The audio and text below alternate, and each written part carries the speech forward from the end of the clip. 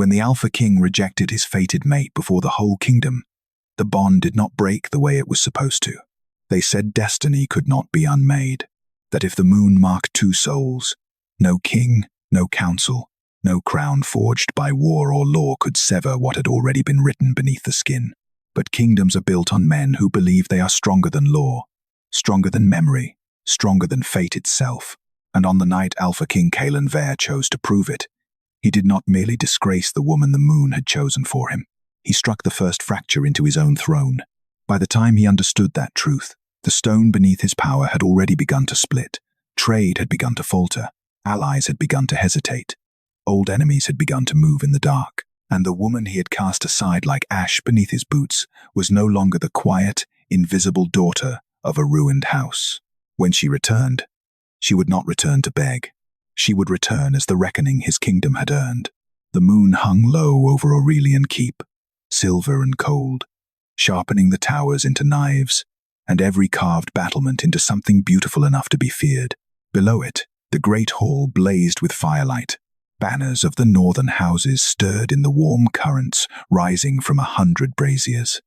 Musicians played beneath the vaulted arches. Nobles drifted through the marble chamber in silk and velvet, jeweled goblets in hand, their laughter polished as their manners, and no less cruel. It was the Winter Dominion Assembly, the night when oaths were strengthened, rivalries disguised themselves as civility, and the lesser houses were reminded exactly how far above them the throne stood. At the center of it all sat Alpha King Kalin, young enough to still be called dangerous for his beauty, old enough to be feared for what he had already done with it. He wore power without display, no excess, no softness, only a black crown of wrought iron set above dark hair drawn neatly back from his face, and the black wolf of House Vare glimmering at his throat in obsidian and silver. One hand rested on the arm of his throne, the other lay still upon his knee. He did not need to move to command a room. Men watched him the way soldiers watch a blade they know has tasted blood. Women looked only when they believed he would not notice. And Kalin noticed everything, until her, at the far edge of the hall, half veiled by the shadows of two velvet-draped pillars, Elara Thorne stood as she had learned to stand over 10 years of surviving places that did not want her. Still, quiet, chin level, hands relaxed at her sides, never shrinking, never asking to be seen. She wore deep grey instead of bright colors, simple silk cut cleanly enough to avoid mockery, but plain enough not to invite the resentment of the noble daughters who still whispered when she passed. Her name had become a caution in halls like this. Torn, ruined blood, treason-stained. Her father had fallen a decade earlier, condemned as a traitor to the crown. Her house had been stripped, its banners burned, its land seized, its name kept alive only so that others might point at its remains and remember what happened to those who turned against the king. Elara had been 16 when the sentence fell, old enough to remember every face in the chamber that watched her family collapse, old enough to hear the satisfaction in the silence, young enough to learn quickly that survival required another shape of strength. So she learned to become difficult to wound in public. She learned that silence could be armor, if held properly. She learned that if the world expected her to bend, there was power in remaining perfectly still. And for years, that had been enough. Until 3 nights ago, when something impossible had begun to awaken beneath her ribs. At first it was only a faint pull, so strange she mistook it for illness. Heat in her chest, restlessness under her skin, a thread tightening somewhere too deep to reach. It grew worse each evening. When the moon rose, the ache sharpened until sleep became impossible. By the 3rd night it felt as though some unseen hand were drawing her forward inch by inch, not toward a place, but toward a single living presence, toward the keep, toward the assembly, toward him. She had not wanted to understand it. Her body understood first. Her wolf knew before her mind dared to speak the word. Mate, moon-marked, fated. Not a dream children were told beside winter fires, but the oldest lore of their blood. And when Elara lifted her gaze across the hall at last and found Alpha King Kalin looking directly back at her, the thread between them snapped taut. The world narrowed, the music dissolved, the firelight dimmed. Only his eyes remained, cold grey, ringed in something darker tonight. And for one suspended, ruinous moment, She saw it there before his face could hide it. Recognition. His wolf knew. She saw it in the way his fingers tightened slightly against the throne, in the faint stiffness that entered his shoulders, in the fraction of a breath he failed to hide. Hope rose inside her so quickly it hurt, not because she was foolish enough to build a future from a glance, not because she had ever allowed herself the luxury of fantasy, but because there are some truths the soul recognizes before pride can kill them. This was one the moon had chosen, and out of every woman in the kingdom, out of every noble daughter bred for alliance and polished for queenship, it had chosen her. Elara Thorn, the disgraced daughter, the girl they still lowered their voices around, the one no court would ever have selected for him. For one fragile second, something vast and terrifying unfolded between them. Something old, something living, something that should have changed both their lives before another heartbeat passed. Then Kalin's expression turned to ice. He looked away, not in confusion, not in struggle, with decision, as though he had seen the truth and rejected it in the same instant. Hope died so fast it left embarrassment behind. The hall continued around them. Laughter, music, perfume and politics. No one else understood what had just passed between king and exile, but she understood, and he understood. He had felt it, he had known, and in the first breath of fate, he had already chosen to deny it. That should have been warning enough. It should have told her exactly what shape the night would take. But cruelty, when practiced by powerful men, is rarely wasteful. It does not strike once when it can make a spectacle of the wound. An hour later, a royal attendant stopped at Elara's side. He bowed without meeting her eyes. "Lady Elara, His Majesty requests your presence." The old title landed with the softness of mockery. Around her, nearby conversations thinned. Not openly. Never openly. The court had better manners than that. It only sharpened its attention and waited. Elara inclined her head once. Now, at once. The walk through the keep felt longer than it was. Past torchlit corridors lined with carved wolves, their stone eyes fixed eternally on those who passed beneath them. Past narrow windows blackened by winter night. Past doors behind which power rearranged lives with ink and seal. The pull in her chest grew stronger with every step. Not tender, not warm, painful now, promise hardening into something almost unbearable. The attendant stopped outside a private council chamber and opened the door. "The king will see you alone." Then he withdrew. Elara stepped inside. Kalin stood near the tall arched window, moonlight casting silver over his shoulders. Without the distance of the throne between them, he felt more dangerous, more real. The bond inside her reacted with humiliating force, heat flooding her chest, recognition so deep it almost felt like hunger. He did not turn immediately. For a moment, there was only the crackle of the hearth and the pulse hammering in her ears. Then he said, "You felt it. Not a question, a verdict." "Yes." A silence followed. Then he turned. There was no softness in him. No wonder. No reluctant awe at what the moon had done. Only calculation. Only control. Only something colder than anger. "So did you," she said. "Yes." The single word landed like a blade set down between them. Elara held his gaze. "Then why did you look away?" His jaw hardened slightly. "Because it changes nothing." Her throat tightened. "Nothing. You are Elara Thorn." The words had no heat in them. That made them crueler. "Your father's house fell under charges of treason. 12 wolves died in the conflicts that followed. Border alliances nearly fractured. Your name remains a wound in every political chamber in the north. I was 16. That does not erase the blood you carry. I have spent 10 years paying for a crime I did not commit. And you have survived them well," he said. "But survival is not the same as suitability. Suitability, not traitor's daughter, not disgrace. Something worse. Something measured and found inconvenient." Elara felt something inside her go very still. "You think I am unfit to stand beside you."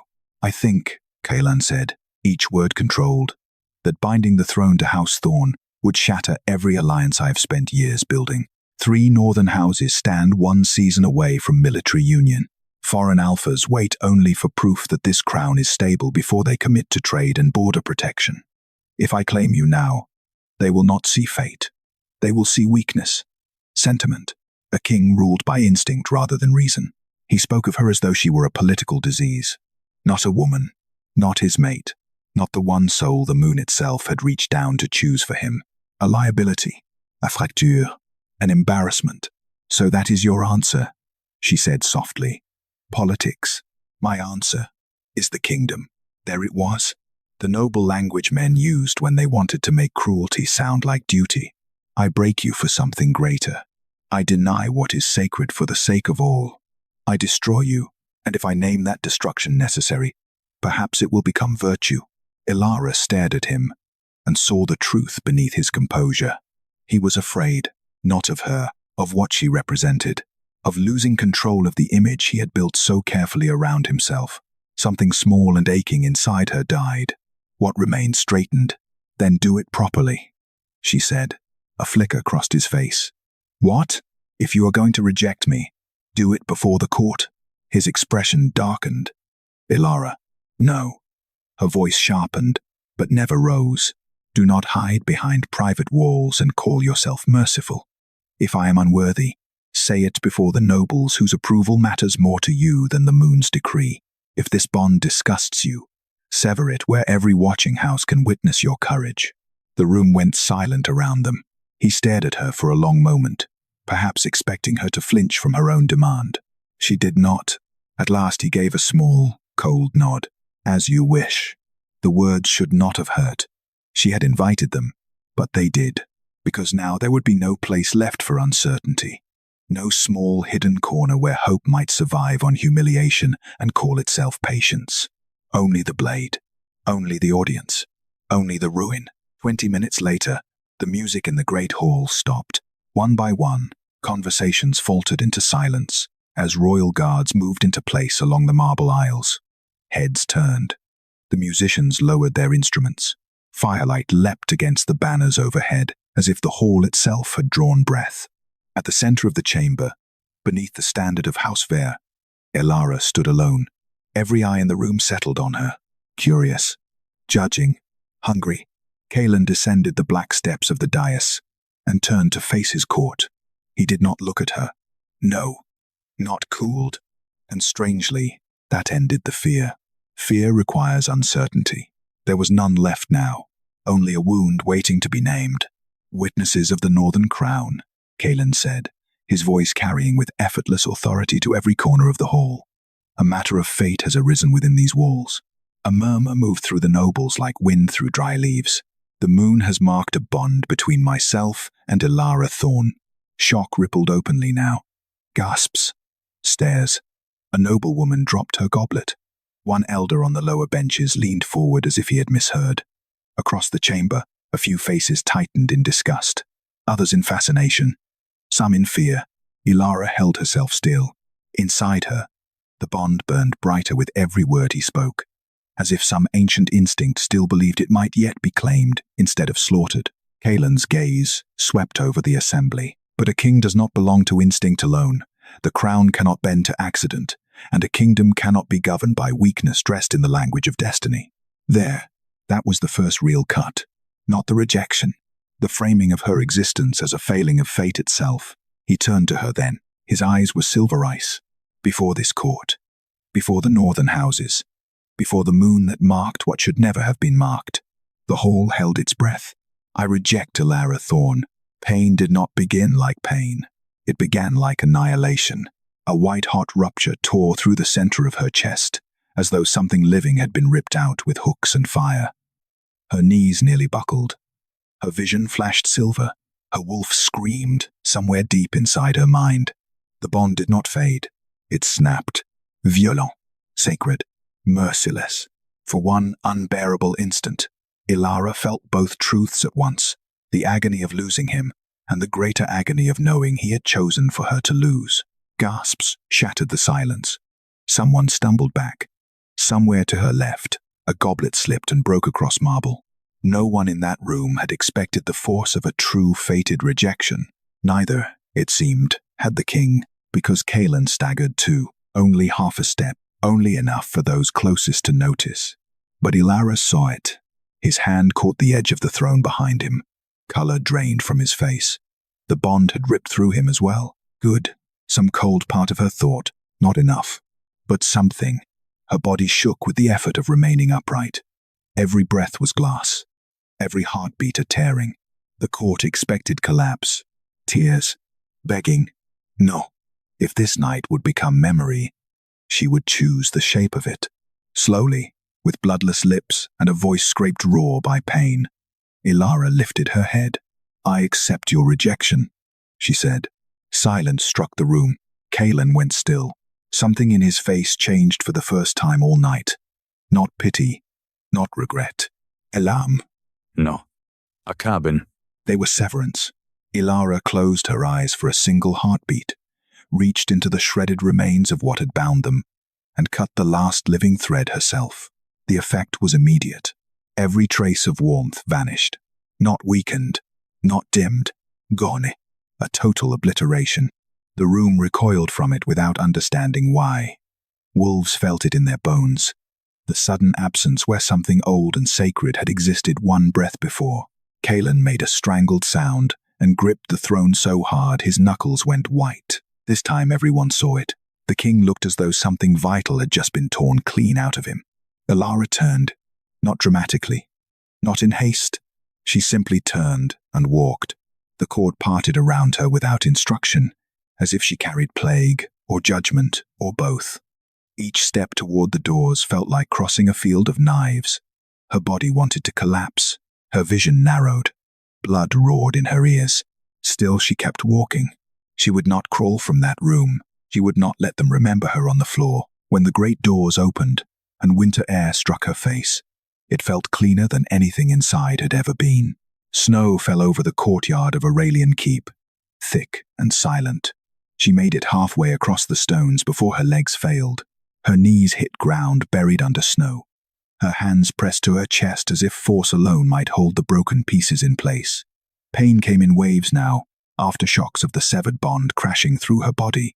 Above her the keep loomed, ancient and indifferent, its towers rising black against the moon. Inside those walls, the king still stood crowned, still powerful, still obeyed, yet some terrible certainty whispered through the agony that he had not walked away whole. That should have comforted her. It did not. Footsteps moved through the snow behind her. Fussed, purposeful. Elara twisted, expecting royal guards, council hounds, the discreet knives that follow disgrace. Instead, a man stepped from the storm in a dark travel cloak, older than memory, scarred by years she had not witnessed. For a moment her mind refused the shape of him. No, that was not the right word. No, impossible, because that face could not belong to a living man. It belonged to Darius Thorn, her father, the traitor, the dead. He came closer, snow clinging to his cloak, his expression grim and urgent. There is no time, he said. Stand up. Her breath caught. You are dead. I know. The answer was hard enough to cut through shock itself. He thrust out a gloved hand. Listen to me. The council saw what happened in that hall. They saw the king react. They saw the bond vanish entirely. They are already deciding what to do with you. I am nothing, Elara whispered. His gaze turned fierce. That is not what they fear. Behind them, bells began to ring within the keep. Not alarms of invasion. Movement bells. Orders carried swiftly through the inner guard. Darius's hand remained extended. If you stay, he said, you die before dawn. Elara looked from his hand to the keep that had just broken her. Nothing in her life made sense. Not the bond, not the rejection, not this ghost standing before her in the snow. But one truth cut through all the rest. If she stayed, she would be erased. And if she died tonight, Kalin would go on believing he had destroyed only a weak woman. He would never learn what his choice had cost him. Elara took her father's hand. He pulled her to her feet, and together they disappeared into the storm. By dawn, the first fracture appeared. Not in stone, not in banners, in timing. A supply train from the eastern lowlands arrived 6 hours late to the capital. The quartermasters blamed weather. A messenger hawk went missing somewhere over the northern passes. A border patrol reported that one of the stone bridges had failed without warning. A merchant convoy turned back after swearing the road ahead had become impassable overnight, though scouts later found no such obstruction. Each incident alone was small. Together they felt wrong. Kalin noticed because he had begun noticing absences rather than events. Silence no longer felt restful. Stillness no longer felt controlled. Every chamber he entered carried a hollow sensation, as if some invisible pressure had vanished from the world and left behind a shape his body still expected to find. He had believed the rejection would restore order. Instead, it had created emptiness. Sleep deserted him first. Not because of dreams, because every time he closed his eyes there was a place inside his chest where something should have been, and there was only cold. On the third day after the assembly, he stood in the war chamber over a map of the northern territories when Corvin entered. Corvin had served House Vare long enough to understand the danger of silence better than most men understood speech. Broad-shouldered, silver at the temples, sharp-eyed in the way of those who survive royal courts, by never failing to hear the second meaning beneath the first. He bowed once. "My king, the eastern supply train has arrived. Late, yes. The reason? Snow on the low road, according to the quartermasters." Kalin's eyes remained on the map. "And the Ashmar delegation? They have requested a delay." His gaze lifted. "Again? Yes." A long pause. Small disturbances. Explainable. Annoying. Yet a pattern was beginning to form, and patterns unsettled him far more than disorder. Corvin remained where he was, weighing his next words. There are murmurs in the lesser houses. Kalin's expression hardened. "About what?" "The assembly." Kalin said nothing. Corvin continued carefully. "Some believe rejecting a moon-marked bond may carry consequence. Superstition." Perhaps. It was the perhaps that sharpened Kalin's temper. This kingdom is governed by strength, not old wives' fears. "Yes, my king." But Corvin did not sound persuaded. Kalin turned back to the table. "Anything else?" A pause. "We have not located Elara Thorn."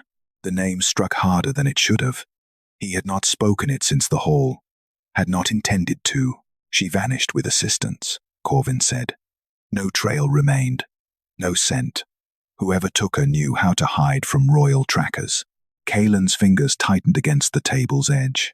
"Good," he told himself. Distance was the point. Severance was the point. So why did the thought of her gone feel less like success and more like a door slamming shut? "Send scouts farther east." Corvin hesitated. The council advised against continuing the search. Kalin lifted his head slowly. "I did not ask for the council's advice." "No, my king." "Then send them." Corvin bowed and withdrew. When the door closed, the war chamber felt vast and empty. Kalin stared down at the map of his kingdom, at every border he had secured with blood, strategy, and restraint. And for the first time in years he felt something he did not permit himself, the edge of losing control. Far from Aurelian Keep, beyond the winter roads and the old watchtowers, Elara learned that exile is never simply exile. It is unmaking, and if one survives the unmaking, it becomes an education no court can offer. Darius took her east into the old border wilds, where abandoned keeps clung to ridgelines like broken teeth, and the moon shone cold over forests no king fully ruled. There, in a hidden stronghold carved half into the mountain stone, Elara spent the first weeks learning the truth that had been buried with her family's name.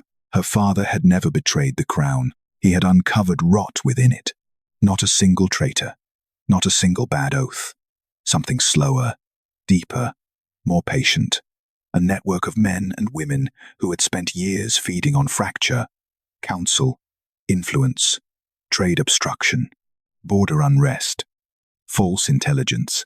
They did not seek open overthrow.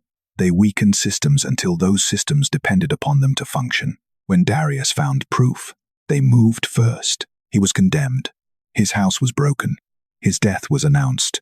But he did not die. He vanished with what knowledge he could save and began assembling fragments in the dark. At first Elara listened like a woman still too broken by her own pain to absorb a larger one. Then she began to see the pattern. Why certain houses had risen too smoothly after her family's fall. Why alliances frayed only when it served a hidden hand. Why men in council chambers had spoken of stability while quietly manufacturing dependence. And beneath all of it, another truth emerged. The bond with Kalin had not merely been inconvenient to them. It had been dangerous. If the moon had joined the crown to House Thorn, old buried evidence might have surfaced. Old loyalties might have shifted. Old accusations might have been questioned. The system depended on that union never being allowed to stand. They had not created the bond, but they had used the king's pride to break it. Elara listened, learned, hardened. She discovered that pain, once survived, becomes material. That humiliation can be forged into a sharper discipline than comfort ever produces. That she had spent 10 years becoming invisible, and invisibility, used correctly, grants a woman access to truths denied to queens. Months passed. The quiet daughter of a ruined house became something else. Not loud, not reckless, not consumed by public rage, controlled, precise, dangerous. She learned hidden routes between territories, learned which trade arteries nourished the north more surely than royal roads, learned how grain, iron, salt, and messenger lines could shift power more effectively than 10 noble speeches, learned to read ledgers as others read battle maps, learned the old sigils embedded in ancient boundary stones, marks that tied crown authority not merely to law, but to older currents beneath the land itself. And slowly she understood the anomaly that had followed the rejection.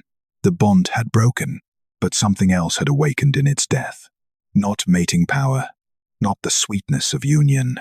Something older, a thread between throne and land, between rulership and sacred legitimacy.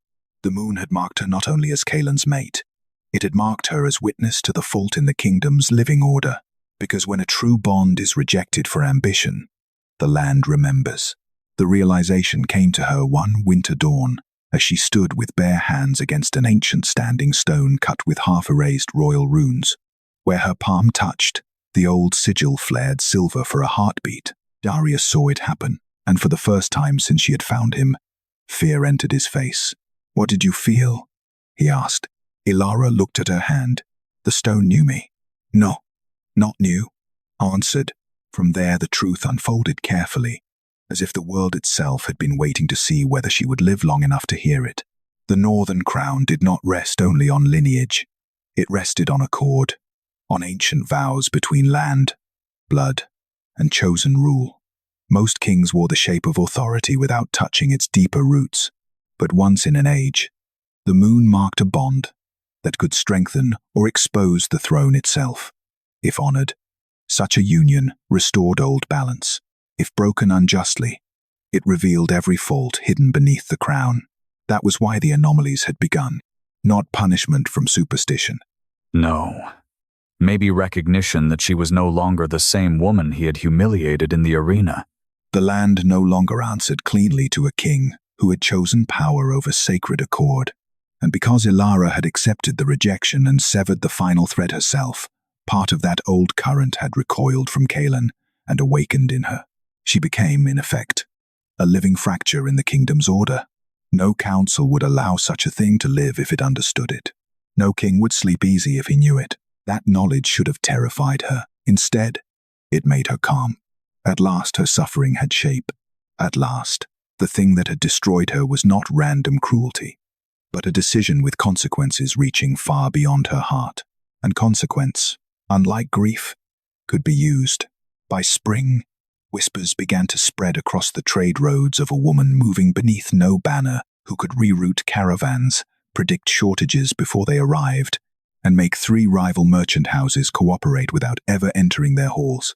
Some called her the Ash Wolf, others the Winter Thorn. No one called her weak. Back in Aurelian Keep, fractures multiplied. A border accord stalled. A grain levy vanished from the southern storehouses. 2 councillors nearly came to blows over defense reallocation after a patrol went missing on land that had been secure for years. Kalin responded as he always had. He tightened oversight. He restructured routes. He demanded clearer reports, harsher discipline, faster correction. But every solution seemed to reveal a deeper instability beneath it. The council met more often now, and more boldly. One evening, in the High Council chamber, Councillor Maris finally spoke the accusation that others had been circling for weeks. "You have tied the kingdom's weakness to your own decision, my king."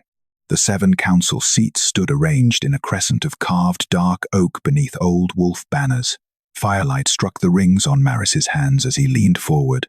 composed in the manner of a man who believed moderation would make treason sound like prudence. Kalin stood at the head of the chamber. "Say what you mean." Maris folded his hands. "The timing is no longer ignorable. Supply failures, diplomatic hesitation, unrest in the eastern routes. Since the assembly, instability has accelerated because someone is exploiting disruption," Kalin said. "Not because the moon disapproves of statecraft." A few councillors lowered their eyes. Others did not. Maris remained still. "Perception matters. The lower houses believe the rejection created a breach in the kingdom's order. The lower houses believe whatever fear tells them. And if fear is fed by truth," the room sharpened. Kalin's voice dropped. "Take care, Maris." "Or what?" The councillor's tone remained calm. "Will you accuse me of doubting you? We all doubt you now. The question is whether the kingdom can afford for that doubt to continue." Silence spread across the chamber. Kalin looked from one face to another and saw what he had not wanted to name. Not rebellion, not yet, but readiness. The council had begun imagining alternatives to his absolute authority.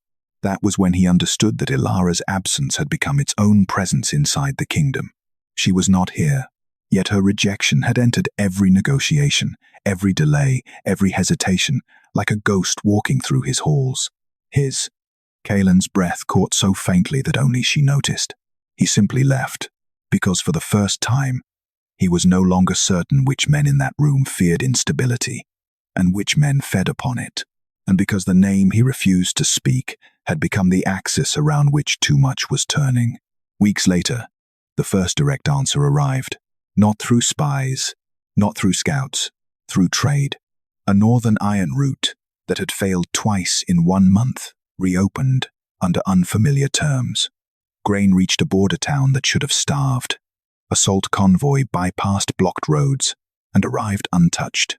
Every report pointed toward the same unseen hand. Not disorder, coordination. Deliberate correction applied where the crown had faltered. It offended him. It fascinated him. And when at last a sealed invitation came, requesting the king's presence at a neutral stronghold east of the Black Pine Passes to discuss stabilization of mutual interests, Kalin recognized the sigil pressed into the wax before breaking it, a thorn in silver. He went, not because the invitation compelled him, because some colder part of him needed to see what had become of the woman he had destroyed. The fortress waiting beyond the passes was old stone, not court stone but mountain stone, its towers narrow and severe, its halls lit by amber flame and patrolled by wolves bearing no house colors. Discipline had replaced ornament. Purpose had replaced ceremony. He was escorted to a high chamber lined, not with tapestries but with ledgers, maps, and carved tablets marked in root sigils and old boundary runes. And there, standing at the long table's head, Elara turned to face him. Not the Elara of the assembly, not the quiet shadow at the edge of a hall.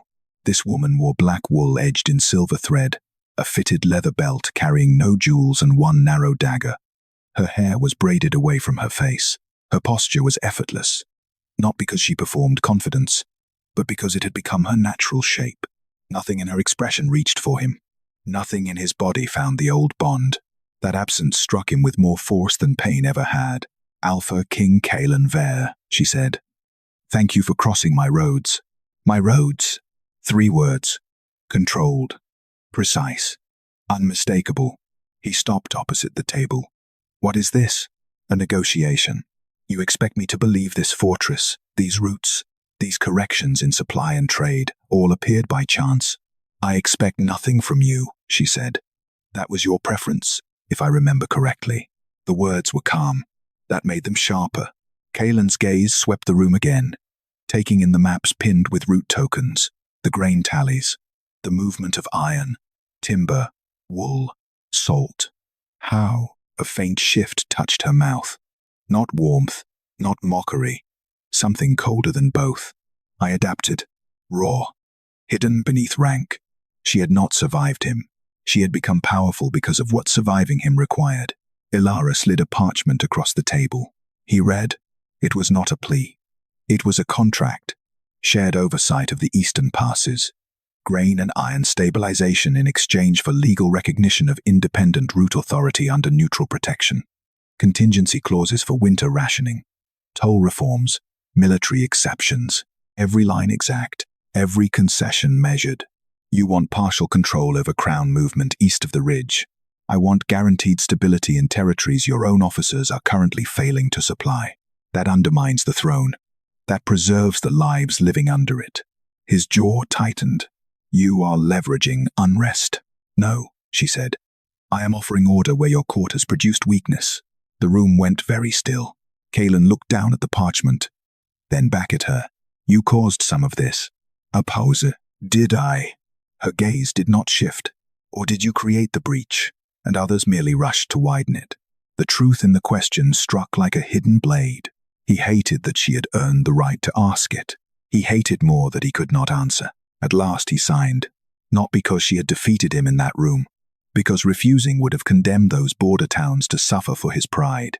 When he set down the pen, Elara reached for the parchment without touching his hand. Then the roots open at first light. He should have left. Instead he said, "Why are you doing this?" She paused. "For the people your council treats as numbers. A beat. And because once a kingdom begins to crack, those crushed first are never the ones seated closest to the throne." Then she turned away, dismissing him with the same quiet finality he had once used on her. She lifted her head and looked at him. He was younger than Kalin by some years, but battle and command had cut the softness from him early. Dark blonde hair, severe shoulders, eyes that missed little. The sort of man who looked built for obedience until he spoke long enough for a person to realize he possessed a private conscience. "I think," she said. Giving them tears would have made the evening easier for everyone. Ronan's mouth tightened. Not for everyone. Interesting. Lyra filed that away too. The kingdom had taught her many forms of survival. One of them was this: when pain becomes public, observe who turns away and who cannot. Ronan crossed the room and set a folded cloth on the table. "For the blood on your hands." Lyra looked down. Only then did she notice how deeply her nails had bitten into her palms. Bright crescents, small wounds, proof of control purchased at a cost. She reached for the cloth. The moment her fingers brushed it, another jolt tore through her chest. Violent. Dark. Male. She inhaled sharply. Ronan stepped back at once, hand instinctively near his sword. "What is it?" Lyra closed her eyes. There it was again. Not hers. Not entirely. A pulse of pain, then rage, then a pressure like someone trying to force a door closed against a storm. Kalin. She knew it with a certainty that chilled her. "He feels it too," she whispered. Ronan's expression hardened. "Feels what?" "The bond." The captain said nothing, which meant he believed her, or feared the possibility enough to remain careful. Lyra pressed the cloth against her palm. "Tell me the truth. Has anything like this happened before?" "No." Too fast. Not a lie, perhaps, but not the whole truth. She looked at him over the dim flame light. "Captain." Ronan exhaled slowly through his nose. "There are stories. Stories are where kingdoms hide facts they are ashamed of." Something flickered in his gaze. Respect, perhaps, or warning. He moved toward the narrow window, glanced out through the slit into the moonless dark, then lowered his voice. "In the oldest chronicles, there are references to bonds the priests could not sever. Not consort bonds.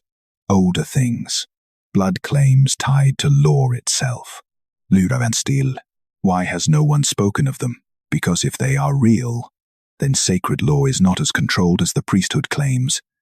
And if the priesthood does not control it," he turned back to her, "then neither does the crown." The chamber seemed to contract around that thought. Outside, somewhere far below, a bell rang once, the signal for locked watch posts. The palace was sealing itself from within, not because of an invading army, because of one woman with a mark no one wanted named. Lyra swallowed against the ache in her throat. "Does he know?" Ronan did not ask who she meant. "Yes," he said. "He knows enough to be dangerous." Lyra laughed then, a low, dry sound. Enough to be dangerous is precisely the kind of knowledge Kalin prefers. Ronan's stare sharpened at the king's name spoken without title, but he did not correct her. Perhaps tonight had altered more than one rule. He studied her a moment longer. "There are already whispers in the lower corridors." "Of course there are. That you curse the right. That would be convenient for them. That the old line marked you. Lyra lifted her eyes fully. And that? Ronan hesitated. That would be catastrophic. A faint chill moved through her limbs. Not fear exactly. Something colder. Mort ancien.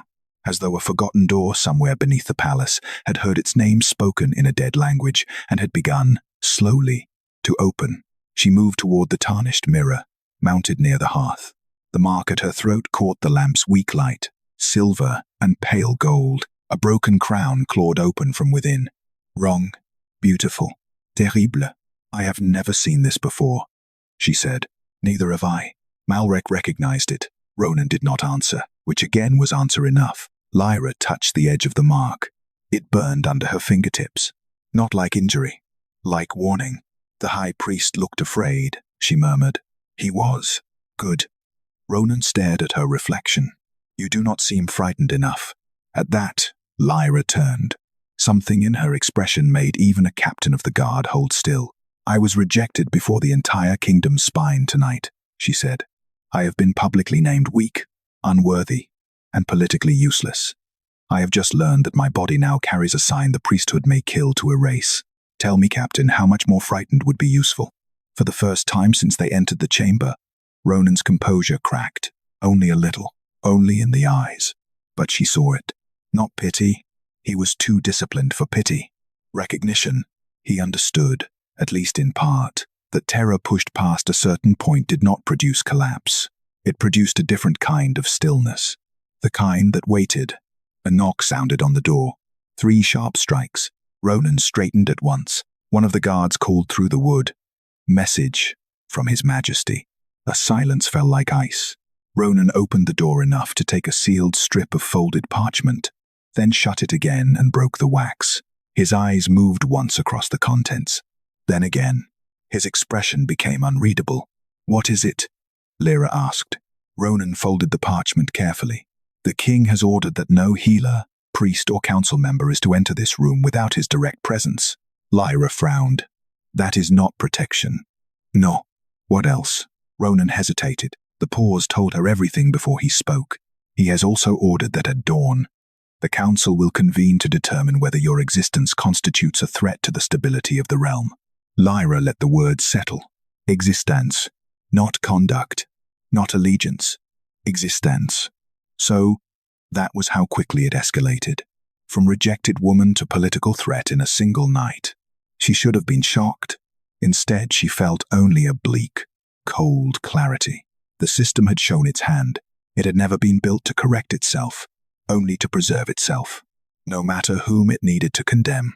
Ronan watched her carefully, perhaps expecting anger, perhaps despair. What he saw instead seemed to unsettle him more, because Lyra smiled. Small, without warmth. Then they are already afraid, she said. Outside, in the dark arteries of the palace, the bells began to ring again. Not alarm bells. Not yet. Something older, lower, a tone used only when sacred protocol had been disturbed. Ronan went still. Lyra's mark flared once more beneath her skin, far away, through stone and shadow and rank and all the laws men trusted too easily. She felt Kalin again, awake, in pain, and no longer entirely certain that he had rejected the right woman. By dawn, the palace no longer felt like a royal seat. It felt like a wound wrapped in stone. No servant walked without glancing over a shoulder. No guard spoke above a murmur. Even the bells had changed. They no longer marked the hour. They marked unease. Lyra had not slept. The north chamber offered a narrow bed, a cold hearth, and walls thick enough to keep secrets from escaping, but not from growing teeth in the dark. Each time she closed her eyes, she saw it again. Kalin's hand raised in ritual denial.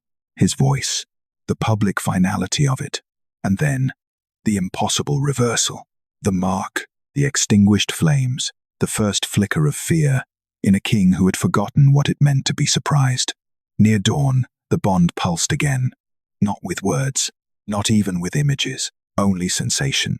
A hard, sharp pressure behind her ribs that was not her own. Fatigue, anger, a restrained violence dragging chains across stone. He was awake. Still. Good, she thought. Let him be. The chamber door opened with the scrape of iron. Ronan entered first. Behind him came an older woman in the plain dark robes of a palace healer, carrying a basin of steaming water and a satchel bound in worn leather. She stopped 3 steps inside the room and bowed her head, though her eyes lifted immediately to Lyra's throat. The mark beneath Lyra's skin answered with a faint silver glimmer. The healer paled. "She was ordered not to touch you," Ronan said. The woman gave him a flat look. "Then His Majesty should have sent for a statue, not a healer." "A dangerous answer." Ronan let it pass. "This is Mistress Elara Sable." The healer set down the basin on the table without taking her eyes from Lyra. "I know who she is." Lyra studied her. Elara Sable was not courtly. No yavels. No layered silk. No effort to soften the severity of age. Her hair, streaked with iron grey, had been braided and pinned with ruthless practicality. Her face held the kind of intelligence sharpened by long practice and longer silence that made her more interesting than half the court. "Elara Sable," Lyra repeated. "The one who treated plague, fever in the south keeps, among other things, and now you have been sent to examine an inconvenience." Elira's mouth twitched. "Not sent." That made Ronan look at her sharply. "I came because the bells were rung in sacred sequence before dawn," Elara said. "The last time that happened, 3 men died, and the priesthood lied about all of them." Ronan folded his arms. "You speak boldly for a woman standing inside royal confinement." Elara ignored him and faced Lyra fully. "Tell me what you felt when the right turned." Lyra hesitated, then answered, "Not severing." Elira's eyes sharpened. "Go on." "A pull," Lyra said. "Toward me. Then heat. Then—" She stopped, choosing precision over panic. A shift, as if something old took hold of the ritual and bent it elsewhere. Elara was quiet for a long moment. Then she asked, "And the king?" At that, Ronan's gaze lifted. "Careful now. Very careful." Lyra held the healer's eyes. "I felt him. No point disguising it. The truth was already too large for delicate handling." Elara exhaled slowly. "Of course you did." Ronan moved away from the window. "You expected this." "No," Elara said. "But I have spent enough years around lies to recognize their children." She stepped closer to Lyra, stopping just short of contact. "Show me your hands." Lyra unwrapped the cloth Ronan had given her. The cuts in her palms had closed into dark half-moons. Elara nodded once. "Now your throat." Lyra drew aside the collar of her gown. The silver and gold mark had not faded. If anything, it had grown more defined in the hours since the rite. The broken crown, the clawed fracture, a symbol that seemed less imprinted than revealed. Elara stared at it with the stillness of someone searching memory rather than sight. "I know that look," Lyra said quietly. "You have seen it before." "No," said Elara. "I have seen sketches destroyed after being copied from older texts that were themselves ordered burned." Ronan swore under his breath. Lyra's voice went cold. "By whom?" Elara straightened. "By kings who feared what came before them. By priests who preferred obedience to truth. By councils that call suppression stability when they wish to survive their own cowardice." Ronan's jaw set. "Choose your next words carefully." Elara turned to him. "No, you choose. Because you know this has already moved beyond guard duty." Silence spread through the room. Not empty silence, weighted silence, the kind that gathered around names no one wanted spoken aloud. At last Ronan said, "What is the mark?" Elara looked back to Lyra. When the oldest houses still fought over blood, right rather than crowns, there existed stories of a sovereign bond that did not originate in kingship. Lyra said nothing. Ronan did. "That is heresh. It is older than heresy," Elara replied. "Older than the priesthood's versions of law." The chamber seemed colder. Outside, footsteps passed in the corridor. Boots. Armored. Too many. Lyra felt the shift in the palace even through stone. Something was gathering. "Elara," Ronan said, his voice lower now. "Speak clearly." The healer folded her hands before her. "There are fragments in the hidden archives. Almost nothing remains complete. But the old term for such a mark was not consort." Her eyes fixed on Lyra's. It was claimant. The word landed hard, not because Lyra fully understood it, but because both Elara and Ronan did, and neither liked it. Ronan gave a harsh shake of his head.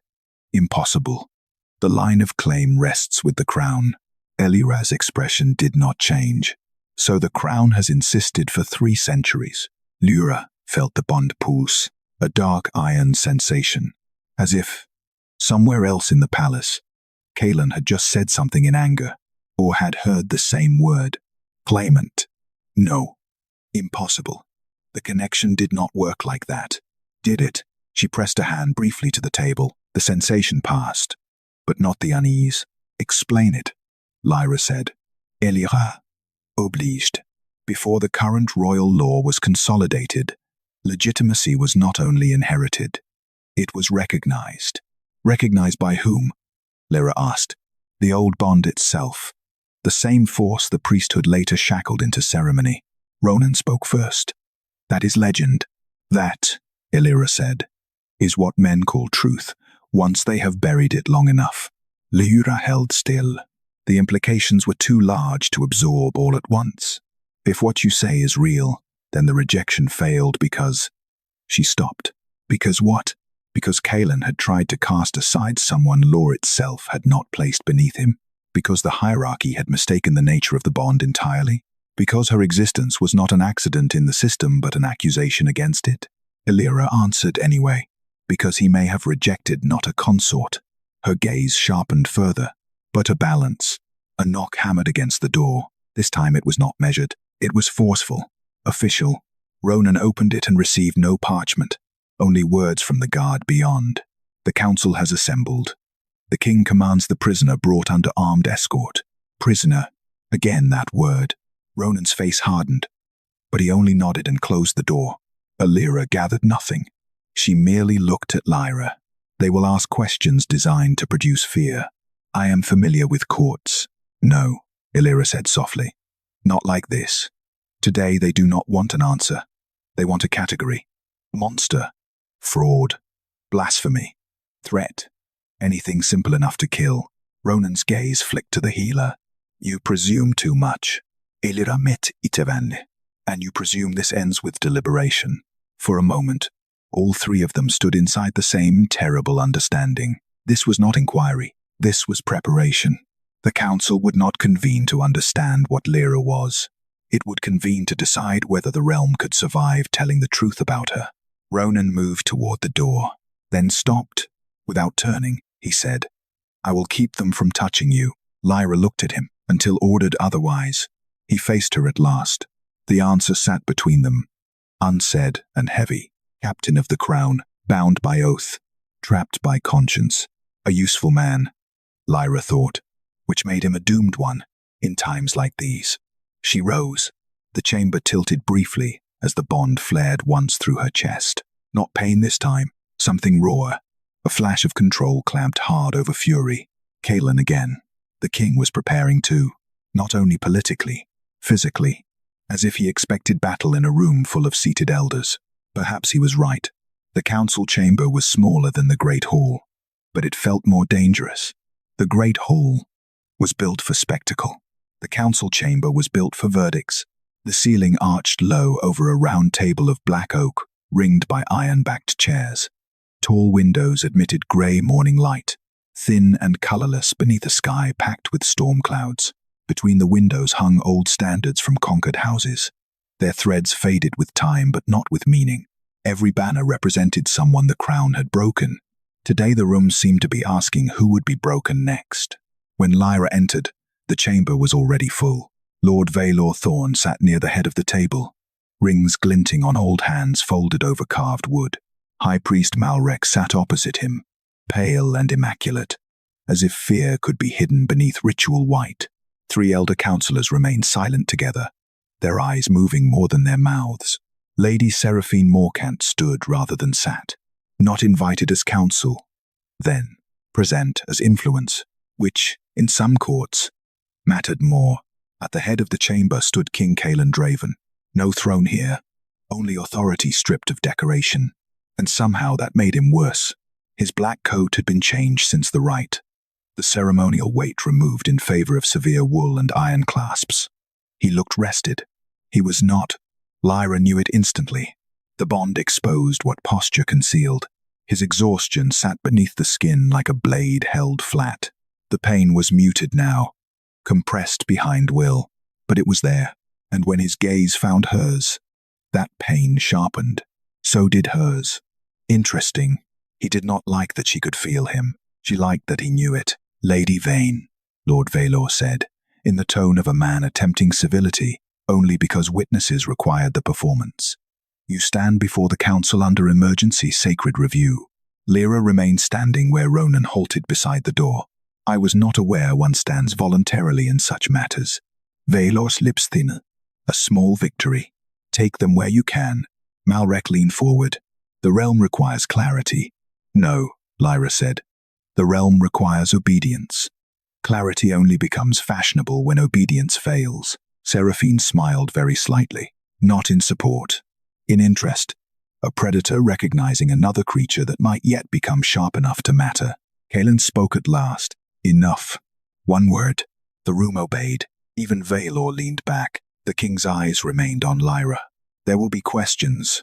You will answer directly. I will answer truthfully, she said. A pauser. Small. Dangerous. Do not force me to distinguish between the two, Kalin said. There it was. The private threat buried inside public order. Lyra met it without moving. You already did that in the Great Hall. Something tightened visibly along his jaw. Ronan remained motionless near the door. But Lyra noticed his attention sharpen. So did Seraphine. So did Malrek.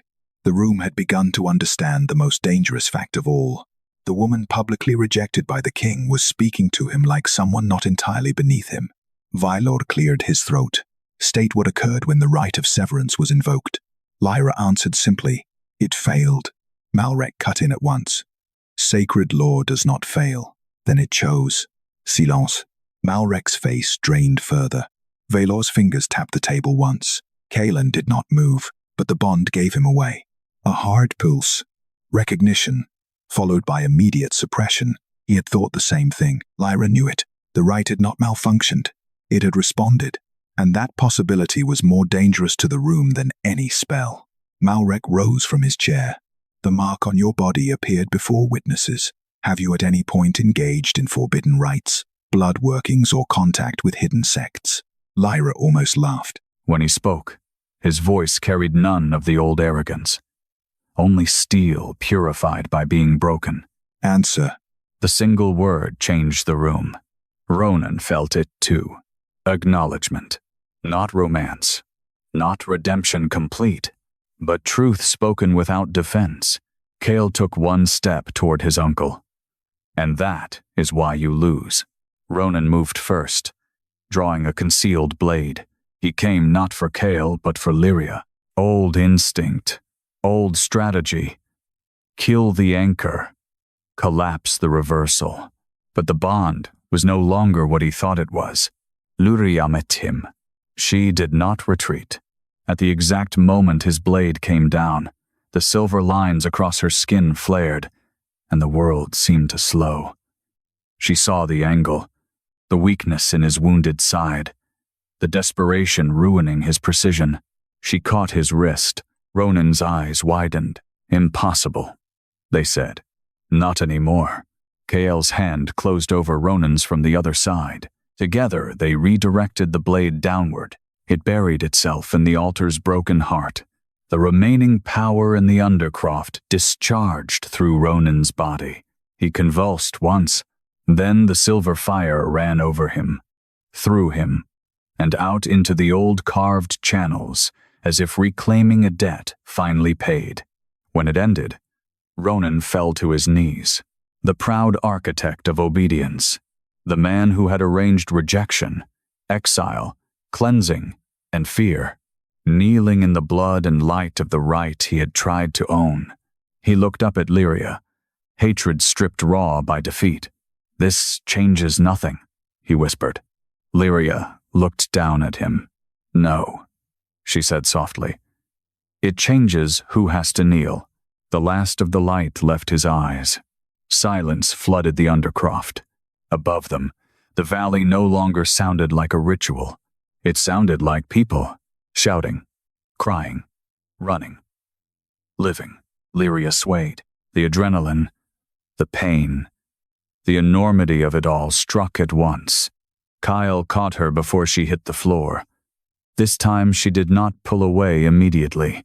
She was too tired. And some part of the bond had gone very still, not dead, but listening. He looked at her, as if trying to memorize a language he had spent his life misreading. "We have to get the people above ground cleared," he said, though his voice was rougher now. "Always practical. It helps." She almost smiled. They emerged into the council hall through the underfloor stair just as the last false sigils burned out across the walls. The square beyond was chaos pairs embracing, guards dropping weapons, several elders either dead or fleeing.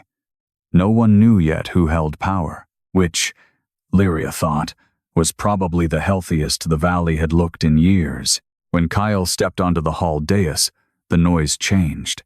People saw him, saw the broken staff carried in one hand, saw Lyria alive beside him, silver fading from her skin but not gone, saw enough to understand that something older than council law had just ended beneath their feet. No speech had been prepared for this, no script handed down by tradition. Good. Kyle looked over the valley at bonded pairs clutching one another, at terrified citizens, at wolves who had nearly been dragged into obedience and now stood stunned by their own freedom. Then he said, "The right is broken." His voice carried without ritual. "It will not be used again. Not by this council, not by my blood, not by any house that claims the North." Murmurs surged. He kept going. "Those taken tonight are under my protection. Those who ordered this will answer for it. And any law built on fear instead of consent dies with Ronan." At that, he looked at Lyria. Not hidden, not private. In full sight of the pack and valley, he had once humiliated her before. The crowd followed his gaze. Lyria stood perfectly still. Kael's voice lowered, but somehow carried further. "I was wrong." A stunned silence spread faster than any cheer could have. He did not dress it up, did not excuse it with politics or pressure or council manipulation. "I mistook rank for strength. I mistook certainty for wisdom. And I used both to wound someone who had done nothing but survive what should have destroyed her." The words pressed into her like warmth and ache together. Not because they erased anything. They didn't. The arena still existed. The exile still existed. The night in the ravine, the cabin, the marsh, the dead in the undercroft. None of it vanished because an alpha finally spoke plainly.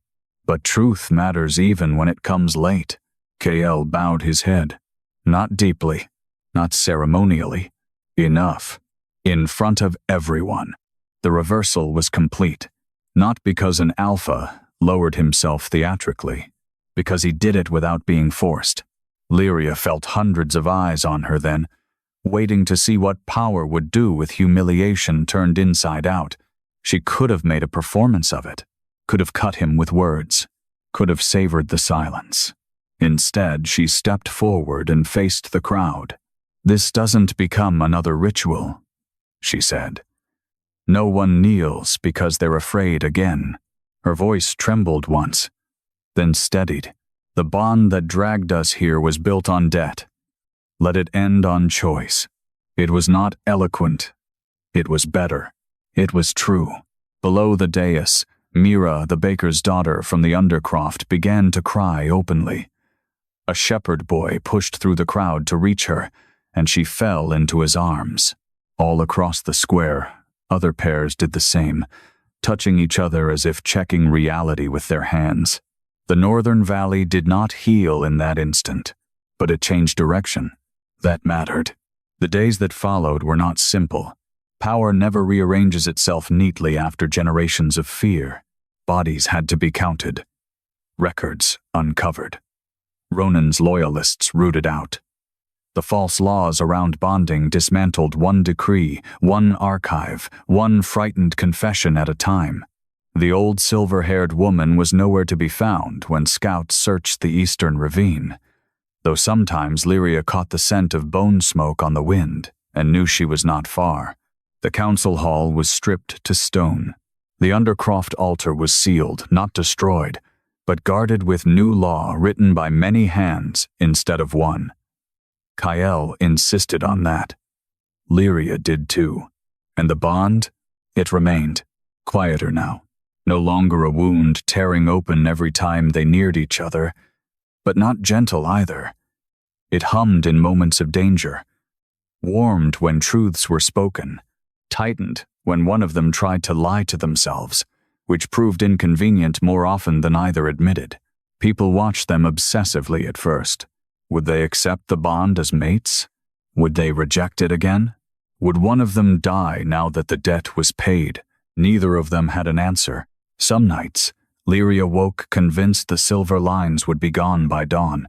Some dawns, she almost regretted waking to find them still there.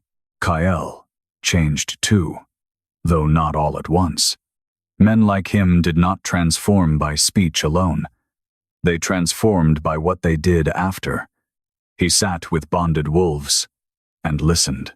He dissolved old match contracts tied to council power. He opened the archives on the northern purges and read every name aloud with witnesses present, including the erased branches of Lyria's bloodline. It did not cleanse the past. It did something harder. It stopped hiding it. Months later, on the first snowfall of the new winter, Lyria stood on the ridge above the valley and watched white cover the rooftops. The same ridge, nearly, where exile had begun. Footsteps approached behind her. Kalin. She knew by the bond before the snow crunched under his boots. He stopped beside her, not too close. Below them, the valley fires glowed warm and ordinary. No banners of cleansing, no ritual smoke, just life. I found another record, he said after a while. Lyria smiled faintly. There are always more records with you. This one says some grave bonds broke after the debt was paid. Some? He looked at her. Some didn't. She let the silence stretch. And what does the record say determine that? A ghost of dry humor touched his mouth. Annoyingly vague phrasing. That sounds like old texts. It said the bond remains where death fails to claim what truth has already joined. Lyria huffed out a laugh into the winter air. That's not vague. That's infuriating. Yes. Snow settled on his shoulders. For a long moment, they watched the valley, without speaking.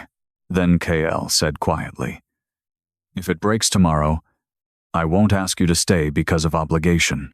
The old version of him would never have said that. Lyria turned toward him, and if it doesn't? His eyes held hers. Then I ask, he said. Without it, there it was. Not destiny, not command, not debt, choice. The thing the bond had nearly destroyed them to teach. Lyria looked out over the valley once more, the place where she had been humiliated, hunted, named Anomaly, then watched the shape of power change. She thought of the girl in the white dress on the arena floor waiting to die. She thought of the forest cabin, the marsh, the altar, Ronan's knees in the bloodlit Undercroft. She thought of all the moments she had survived long enough to become something no one around her had planned for. Then she looked back at Kal, the man who had broken her publicly, the man who had bowed publicly, still dangerous, still difficult, still carrying the damage of a legacy he would spend years unmaking, but no longer blind to what strength looked like when it refused to kneel. I'm not the girl you rejected, she said. I know. I won't become a symbol for your people to worship either. I know. And if I stay, you don't get obedience. Something steady and almost fierce entered his expression then. I know that too. At last, Lyria nodded once. Not surrender, not forgiveness in full. A beginning honest enough to survive winter. The bond between them did not blaze. It eased, as if some old machine deep beneath the mountain, built for debt and death and unfinished vows, finally recognized a different ending than the one it had expected. Below, the first bells of evening drifted up from the valley. Somewhere, a child laughed. Somewhere, a door closed against the cold. Life, in all its stubborn, ordinary forms, continued. Lyria slipped her hands into her coat sleeves and turned toward the path back down. Kale fell into step beside her, not ahead, beside, and as the snow thickened over the northern valley, covering old blood, old altars, and the tracks of those who once believed power belonged only to the one who stood highest, the story people would tell for generations was not that an alpha found his mate and claimed her. It was that he rejected a woman before the whole world, and the world was forced to learn it had misunderstood which of them was meant to survive. If this story held you all the way to the end, stay close. There are more bonds in the dark than anyone ever meant to uncover, and the next one begins with a woman whose name should have died with the king.